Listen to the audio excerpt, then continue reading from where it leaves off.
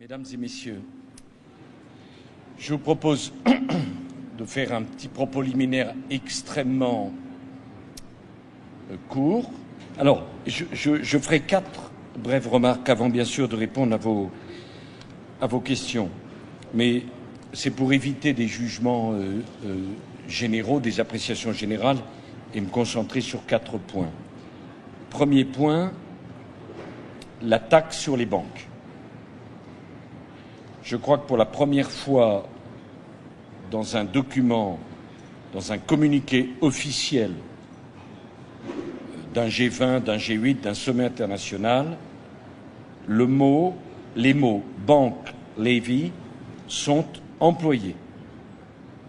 Donc, très clairement, la possibilité de taxer les banques est reconnue comme légitime par le G20. Taxer les banques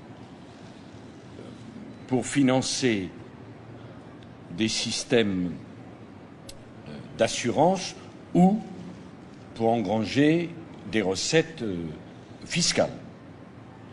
Donc la France, sur ce premier point, a obtenu satisfaction, un cadre est reconnu comme légitime pour taxer les banques.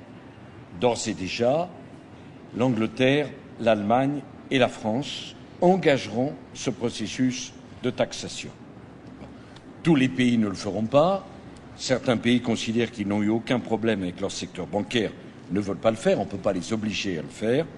Mais c'est un grand progrès, c'est la première fois que le mot taxe, enfin levy, est employé et donc reconnu comme légitime. Deuxièmement, s'agissant des financements innovants, et notamment de la taxation sur les transactions financières, la France, soutenue par l'Allemagne, s'est battue sur cette question.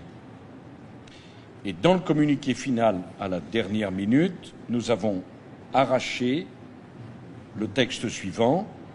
Le G20 attend avec intérêt les résultats du groupe consultatif de haut niveau du secrétaire général des Nations Unies sur les financements qui exploreront les financements innovants. Pardon pour le français et la répétition, mais enfin les traductions, c'est toujours ce problème. Donc clairement, le G20 s'investit sur les financements innovants et notamment parmi eux la taxe sur les transactions financières. Troisièmement, l'affaire de la réforme du système monétaire international, sur laquelle, comme vous le savez, nous y attachons, Christine Lagarde et moi, un très grand prix, progresse avec les ouvertures chinoises. Le président Hu Jintao a d'ailleurs évoqué dans une de ses interventions l'intérêt d'un nouveau système monétaire international. Et donc c'est de bon augure pour la préparation de la présidence française du G20. Ce sujet n'est plus tabou, il est reconnu par l'ensemble du G20 comme un sujet digne de mobilisation, d'intérêt et de prise de décision. Alors, quelle forme cela prendra-t-il et sur quelle réforme va-t-on aboutir? On n'en est pas encore là, mais le sujet est maintenant clairement sur la table. Enfin, quatrième point, mais je vous en avais dit un mot déjà, sur la gouvernance mondiale. Là aussi, les plaques tectoniques se dégèlent et nombreux sont ceux qui considèrent maintenant autour de la table du G20 que la question de la gouvernance mondiale doit être résolue de façon urgente. C'était les 4 points qui étaient les grands objectifs de la France. Sur ces 4 points, les choses progressent. Alors bien sûr, nous attendons avec intérêt le G20 de Séoul qui permettra d'avoir d'autres avancées s'agissant de ce que nous avons fait sur les hedge funds, sur la réglementation des bonus, sur la réglementation en général. C'est prévu pour le G20 de Séoul.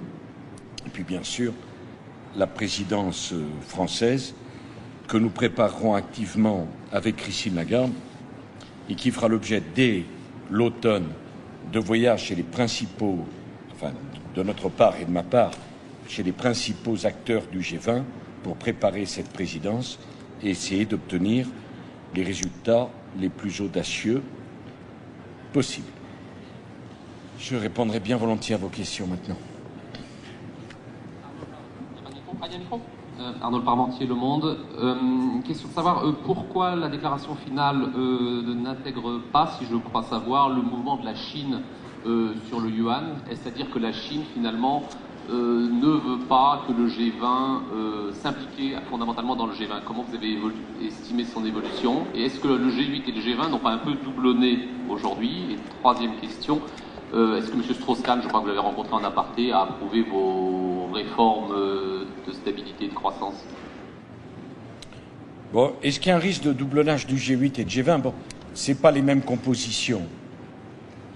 Mais clairement, nous sommes un certain nombre, et je pense à Angela Merkel, je pense au président Medvedev, à dire qu'à l'avenir, il faudra plutôt séparer les réunions du G8 et du G20.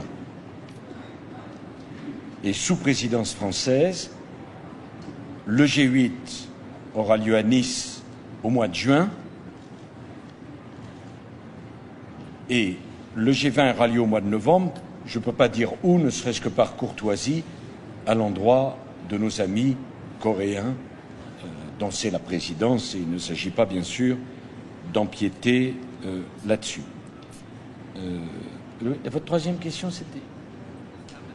Ah oui, oui, j'ai parlé avec le directeur général du FMI, ce qui est tout à fait normal, et nous avons notamment évoqué la perspective de réforme du système monétaire international dans laquelle le FMI jouera un rôle opérationnel et technicien, et c'est normal que nous échangions ensemble. Par ailleurs, nous avons la même vision sur la nécessité de porter une nouvelle organisation monétaire internationale. Et sur la Chine, bon, vous savez parfaitement que nos amis chinois ne souhaitent pas être distingués à l'intérieur d'un communiqué, non pas parce qu'ils contestent un G20 auquel ils participent d'ailleurs à une place tout à fait éminente. J'ai eu l'occasion de parler d'ailleurs avec le président Hu Jintao à plusieurs reprises. Donc ce n'est pas du tout une défiance vis-à-vis du G20, mais une position constante de nos amis chinois qui considèrent que les initiatives qu'ils prennent en matière monétaire, d'ailleurs, d'abord, ils ne sont pas les seuls à devoir les prendre, et ils l'ont pris en fonction, ils ont pris ces initiatives en fonction de décisions autonomes, souveraines et indépendantes. Voilà, mais franchement, ça n'a rien à voir avec ce qu'ils peuvent imaginer du G20. Au contraire, j'ai trouvé un président Hu Jintao faisant des interventions extrêmement fortes,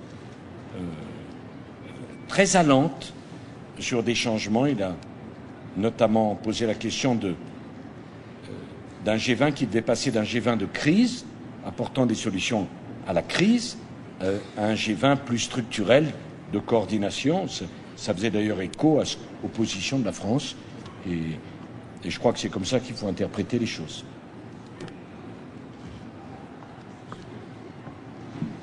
Jean-Marc Sylvestre. Monsieur le Président, concernant la réduction des déficits publics, est-ce qu'il y a eu des engagements de prix? Est-ce que ces engagements sont consignés dans le communiqué final? Bon, la discussion sur ce sujet a été très utile parce qu'elle a permis de rapprocher les points de vue. Qu'est-ce que nous avons décidé? Nous avons dit le G20 est une instance de coordination économique. Mais économique, M. Sylvestre, au sens large. Les questions d'énergie, les questions de croissance durable et d'environnement, les questions monétaires font partie du panel de compétences du G20. Le G20 coordonne, assure la cohérence des différentes politiques économiques suivies. Qu'est-ce qu'il a dit le G20 aujourd'hui? Que chaque pays et chaque zone, en fonction de ses propres problèmes et de ses propres spécificités, était légitime à avoir une politique adaptée à sa situation. Et que la coordination, c'était pas que nous fassions tous en même temps la même politique, mais que nous fassions une politique adaptée à la situation du pays ou de la zone en cohérence avec les autres. J'ai moi-même pris l'exemple en disant, franchement, ça ne satisferait aucun de nos amis d'Amérique latine que la Grèce aujourd'hui se lance dans un vaste plan de soutien à l'activité et à la croissance. Chacun peut le comprendre.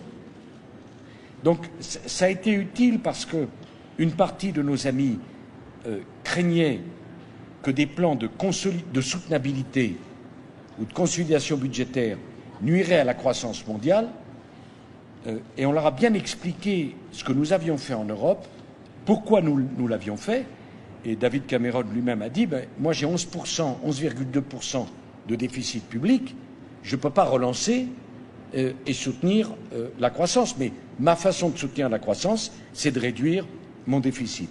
Donc je crois que les points de vue se sont rapprochés, y compris bien sûr avec le président Obama, et que le G20 met du pragmatisme et de la souplesse. On fait une cohérence, mais on accepte, en fonction des situations de chacun, des politiques différentes. Monsieur le Président, Michael Darmon, France 2, vous avez ici abordé au G20 les questions de réforme économique. En France se noue en ce moment, et se joue en ce moment une réforme importante sur les retraites. Or, Monsieur Woerth passe désormais plus de temps à expliquer et à parler de ces éventuelles mises en cause que de la réforme des retraites. Est-il encore pour vous un porte-parole opérationnel et crédible? Mais Monsieur Darmon, vous m'avez posé la même question, Monsieur Parmentier, hier, la même. Et franchement, si vous voulez me poser la question tous les jours, c'est aucun problème. Et la réponse est oui. Vous dites, Monsieur Woerth, évidemment, c'est vous qui êtes obsédé par cette question, absolument obsédé par cette question. Mais si demain vous lui posez plus de questions sur la réforme des retraites, il se fera un plaisir d'y répondre. Monsieur Woerth est un homme qui a toute ma confiance. Voilà. Mais je vous l'ai déjà dit hier. Franchement, heureusement qu'on ne se voit pas demain, parce que si vous m'avez posé la même question, je me serais un peu répété. Hein, voilà. Bon. Et franchement, mais là aussi, je crois que chacun d'entre nous a son travail à faire. C'est normal que nous rendions des comptes, c'est normal que nous nous expliquions, mais vous aussi, essayez aussi de vous intéresser à des sujets qui se posent. J'imagine que si vous avez traversé l'Atlantique, c'est pas pour me poser la même question que celle que vous me poseriez si j'étais à Paris. Ou alors, ne venez pas. Mais enfin bon, voilà. J'y ai répondu hier, exactement. Enfin, votre confrère m'a posé exactement la même question. Je ne dirais pas que c'était mieux ou moins bien, mais c'était à peu près la même, en tout cas, si mon souvenir est exact. Hein ?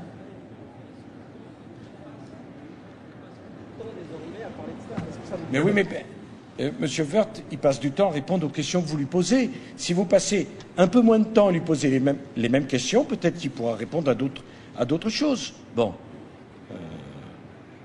Voilà.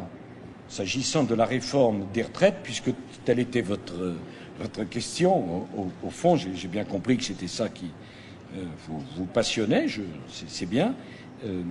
C'est une réforme extrêmement importante que nous allons conduire parce qu'il faut le faire, et j'aurai l'occasion d'y travailler d'ailleurs pendant toutes ces semaines qui arrivent, jusqu'à l'arrivée du texte au Parlement sur les 3 sujets que je vous avais indiqués, la pénibilité, les carrières longues et les polypensionnés, qui sont des sujets sur lesquels il y a encore beaucoup à faire. Voilà. Mais j'ai confiance dans la réforme et j'ai confiance dans M. Woerth.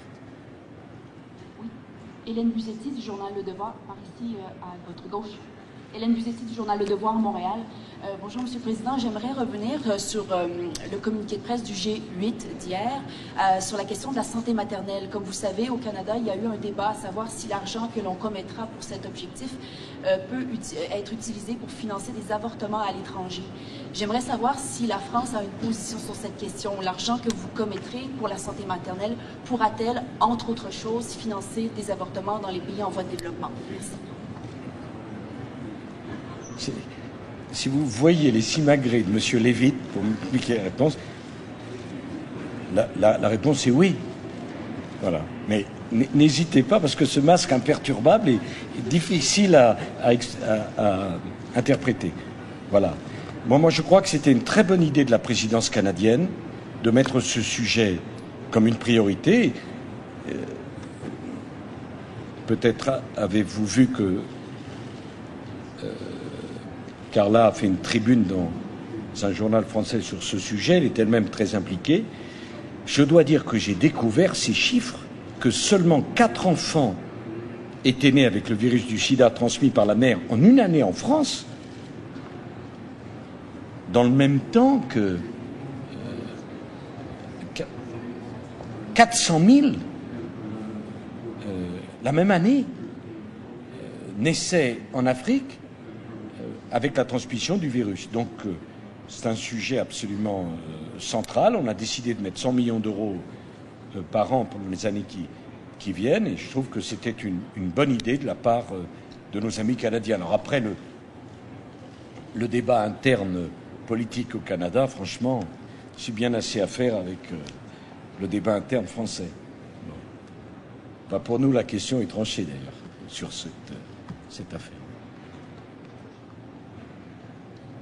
Paul Chapelle, France 2. Est-ce que vous pouvez nous donner quelques détails sur les modalités de la taxe bancaire et aussi nous dire si il n'y a pas un risque de pénaliser les banques françaises et européennes dans la compétition internationale? Écoutez, la taxe, on y travaille en ce moment même. Et pour vous dire, dès lundi, j'ai une réunion avec le Premier ministre, François Baroin, Christine Lagarde, sur le budget. L'argument sur la pénalisation de la compétitivité des banques, je le connais bien, nous a servi le même pour quand il s'est agi de taxer les bonus des traders. Mais l'idée que je me fais de l'Europe, c'est que l'Europe doit montrer le chemin. Si on dit on attend de faire une taxe sur les banques, que tous les autres dans le monde les mis en œuvre, on pourra attendre longtemps. Donc on va le faire. Mais vous savez, il y a une opinion publique internationale maintenant. Et je vois mal un pays pouvoir résister à la pression de sa propre opinion, disant le voisin a taxé les activités risquées des banques, parce que nous, c'est aussi là-dessus qu'on travaille pour les décourager d'avoir des activités trop risquées et les encourager à avoir des activités de financement de l'économie réelle, comme l'on dit, ça va être dur de résister. Donc on a décidé de montrer le chemin et nous, on fera la taxe. Lorsqu'on présentera le budget, il y aura tout ceci. Alors ça ne fait pas l'unanimité. Le président Obama, par exemple, considère, lui, que le plus important, c'est de renforcer les fonds propres des banques plutôt que de les taxer. Nous considérons qu'on peut faire les deux. Géraldine Besnel, concernant l'autre taxe que vous soutenez sur les transactions financières, ça n'a pas rencontré un écho non plus formidable. Est-ce que ça va être une des priorités de votre présidence du G20 dans un an ou pas? Et est-ce que ça aurait un sens de l'instaurer dans certains pays simplement? Écoutez, la taxe sur les billets d'avion a été instaurée dans certains pays simplement. Est-ce que ce n'est pas exact? Et ça a quand même un sens parce que ça a contribué à sauver des vies. La caractéristique d'un financement innovant, c'est qu'il innove, donc tous les pays ne s'en doteront pas tout de suite, et ce n'est pas une raison de ne pas le faire. Alors quand vous dites que ça n'a pas rencontré l'enthousiasme, ça, vous avez raison. Ça, alors là, je ne peux pas... J'ai même senti une certaine solitude.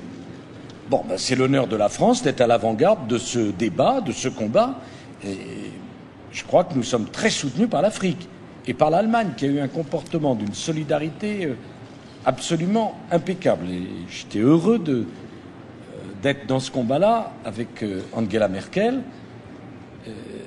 De quoi s'agit-il? À Copenhague, on a pris des engagements vis-à-vis des pays pauvres et notamment de l'Afrique. À horizon 2020, si mon souvenir est exact, 100 milliards par an. J'ai dit, comment pensez-vous financer 100 milliards par an avec tous nos budgets qui sont en déficit? Il n'y a personne qui peut croire ça. Personne. Donc, s'il n'y a pas de financement innovant, on ne pourra pas être au rendez-vous du financement, du développement et des progrès pour la santé. Et j'ai été heureux de défendre cette idée devant le G20 et devant tous les Africains. Parce qu'à un moment donné, il faut que chacun comprenne où sont ses amis. Et les amis, ce n'est pas simplement des discours, ce sont des faits. Donc c'est clair, la France est absolument leader sur cette demande de financement innovant. Alors, sur le groupe de haut niveau du secrétaire général des Nations Unies, je rappelle que Christine Lagarde en fait partie et que nous aurons les premières propositions au mois d'octobre. Donc ça sera vraiment un sujet de G20, oui. Oui, bonjour. Tamara Telesco de la radio de Radio-Canada. Pour ce qui est de la lutte au déficit, le communiqué mentionne des cibles précises, entre autres, de les réduire de moitié d'ici 2013. Est-ce que ce sont des cibles qui ont été placées là pour faire plaisir à votre hôte, M. Harper, parce que c'était son idée après tout, ou est-ce qu'il y a véritablement un consensus qu'on peut atteindre ces cibles dans les pays industrialisés? Je ne crois pas que le mot cible ait été employé à ma connaissance. Mais il y a des chiffres. Ah, oui, mais je ne pense pas que le mot cible soit employé. J'ajoute que de surcroît, ça serait moins important que les propres engagements que nous avons pris avec nos partenaires européens, puisque les engagements que nous avons pris, c'est 3% en 2013. Voilà. Et 6% en 2011. C'est une discussion que nous avons eue. Certains souhaitaient qu'on soit plus sévère, d'autres souhaitaient qu'on soit moins sévère, et on a trouvé ce point de compromis qui consiste à faire preuve de pragmatisme. On ne va pas, par exemple, demander à l'Espagne, à la Grèce et au Portugal de financer des grands plans de soutien. Chacun voit bien que ça n'a pas de sens. De la même façon qu'on ne va pas demander à la Chine de réduire massivement ses dépenses. Bon, donc c'est ce qui a été retenu. Je crois que c'est assez satisfaisant. Donc il n'y a pas de cible non. quant à vous dans le communiqué? Non, il n'y a pas.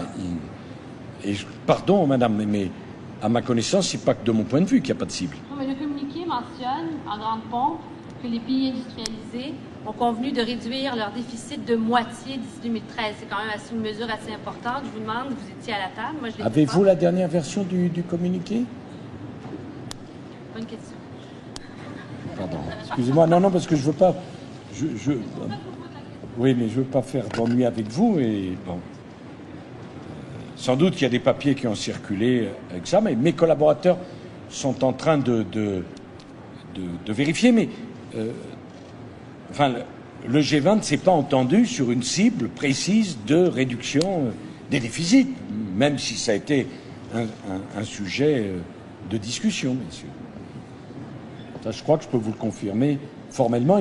J'en profite, puisque j'ai le plaisir de m'adresser à une journaliste canadienne, pour vous remercier de votre accueil, de l'organisation, et remercier le Premier ministre Harper de la façon dont il nous a reçus, et remercier également la population de Toronto, dont j'ai cru comprendre qu'elle avait été gênée, et j'en suis bien sûr désolé. Excusez-moi, Béatrice Adjage, RTL. Deux petites questions.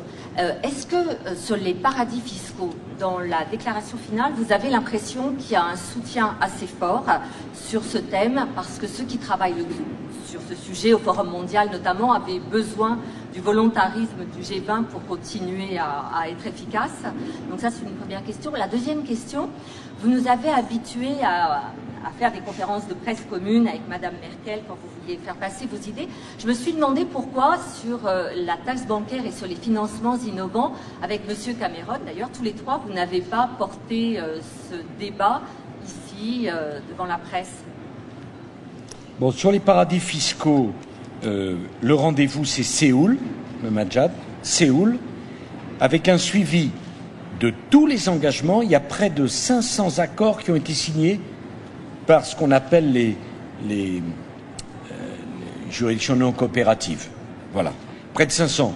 Mais pour dire la vérité, certains essayent de se comporter comme des petits malins en signant entre eux certaines conventions. Donc nous avons demandé au secrétaire général de l'OCDE de vérifier ce point et de nous faire rapport à Séoul. Donc là, vraiment, il n'y a pas de déception. Pourquoi on n'a pas fait une conférence de presse commune avec Mme Merkel? On y a pensé, puis finalement, on ne l'a pas fait.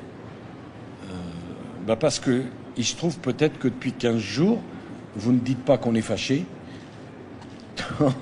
Donc les gens heureux n'ont rien à dire. On n'a pas éprouvé le besoin de faire quoi que ce soit, même si je l'ai vivement félicité du succès de son équipe face à l'Angleterre cet après-midi. Donc on aurait pu en faire une, vous avez raison, bon. J'espère que ce n'est pas un problème et que vous n'en tirez aucune conclusion définitive. Entre-temps, on a eu une trilatérale avec M. Medvedev et il se peut qu'à l'automne, on ait l'occasion de se rencontrer tous les trois et de prendre un certain nombre d'initiatives. Mais vraiment, avec l'Allemagne, sur tous les sujets, on a été très, très en harmonie. Si la taxe bancaire, certains la font, d'autres pas. Si les financements innovants, certains les font, d'autres pas. Si sur les déficits publics, certains s'engagent et d'autres non, qu'est-ce qui vous persuade que le G20 reste l'enceinte pertinente pour mettre tous ces sujets sur la table? Vous préfériez qu'il n'y ait pas de taxe bancaire? Du tout? Qu'il n'y ait pas de financement innovant? Du tout? Ça serait un progrès? Vous me dites, ah mais finalement, il y aura la taxe bancaire que dans quelques grands pays et pas les autres. C'est un commencement. C'est un progrès. C'est incontestable. Mais comment voulez-vous qu'on fasse autrement? Le G20, c'est une représentation du monde assez complète. Donc c'est beaucoup plus difficile de faire marcher tout le monde à la même vitesse et dans le même sens. Mais ce qui est déjà extraordinaire, c'est qu'on ne nous empêche pas de le faire. Vous comprenez?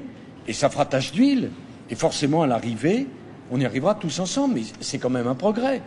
Le G20, c'était son 4e sommet. Rendez-vous compte du chemin parcouru.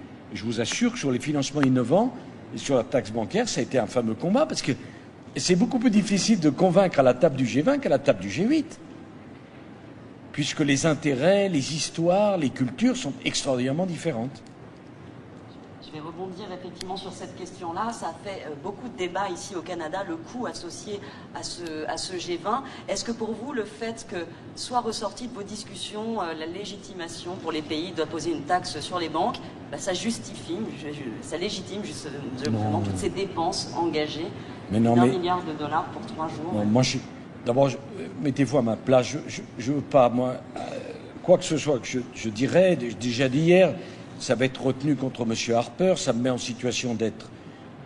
Enfin, vraiment, je ne veux pas. Et M. Harper est un ami, ils se sont donné beaucoup de mal, mais c'est même pas la taxe, Mme Giraud, c'est autre chose. Les vins, nous représentons 85% du PIB mondial. Est-ce que vous considérez que c'est utile qu'on discute? Vous préférez quoi? Qu'on ne discute pas? Qu'on s'affronte? Qu'il y ait des guerres commerciales? Des guerres tout court? Que les gens ne se comprennent pas? Il y a autour de la table des dirigeants arabes, des dirigeants africains, des dirigeants occidentaux. Mais c'est très important qu'on discute.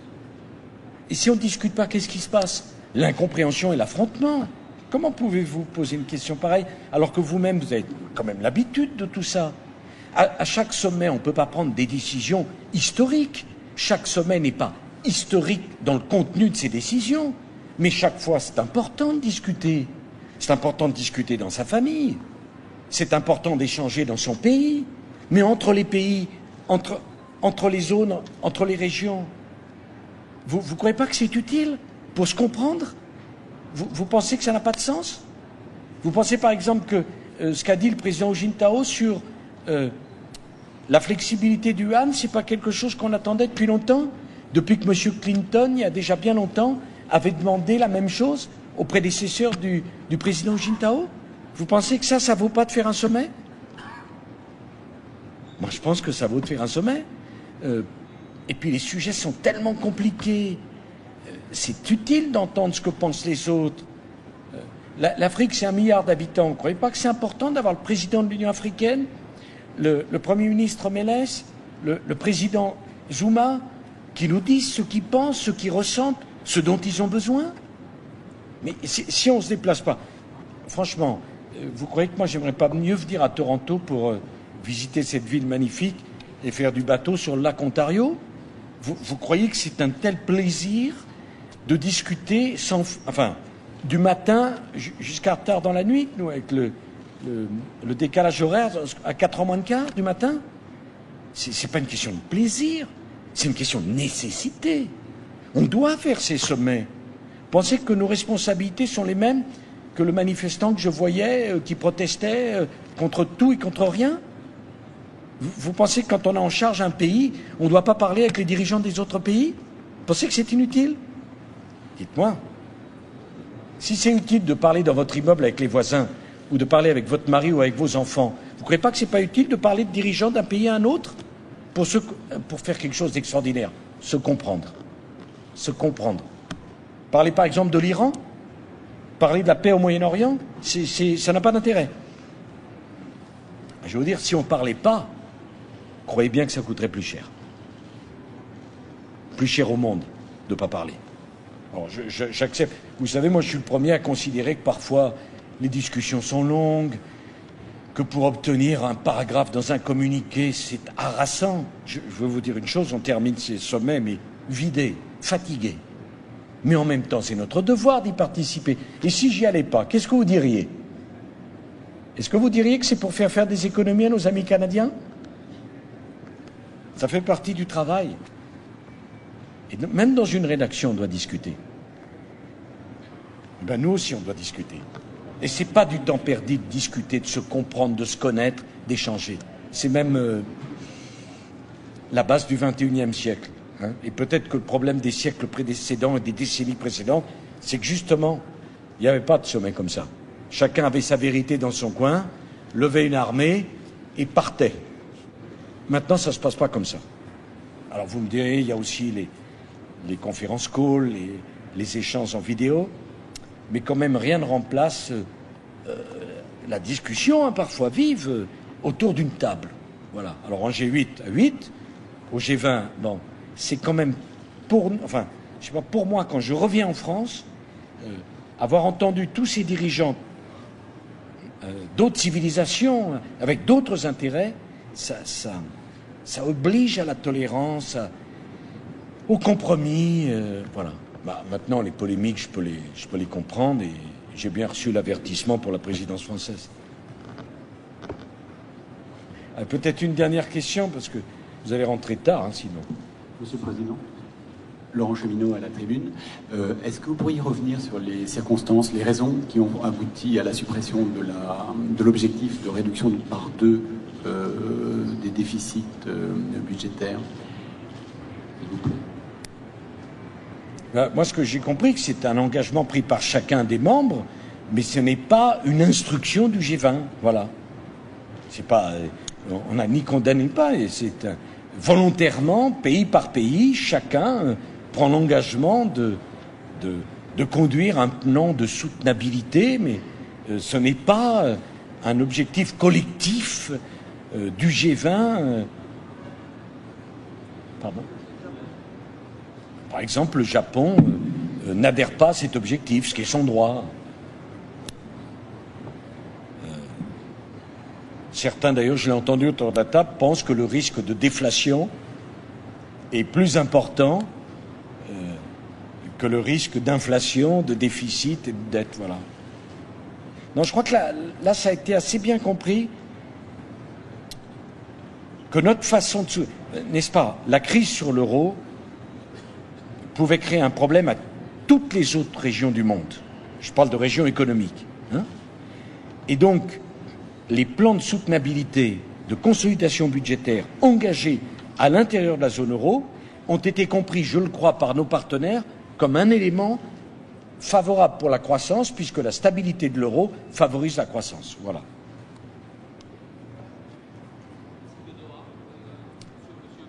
Rassurez-vous, sur le cycle de Doha, nous avons tous appelé à la conclusion du cycle de Doha.